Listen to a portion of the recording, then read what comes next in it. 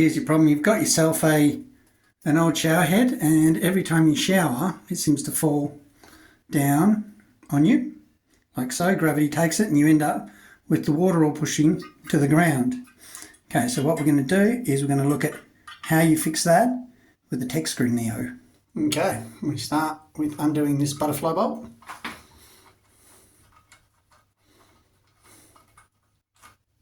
Take the washer off this screw, like so.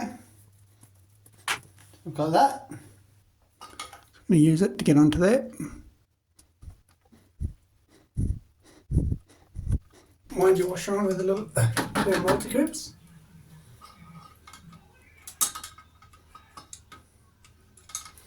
Get it down a bit. Because he's a bit smaller.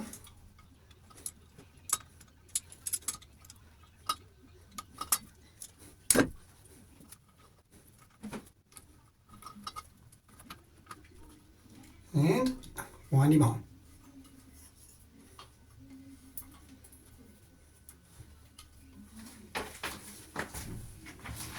Alright, and there you go. All done. Stays up now, just using the washer out of the screw.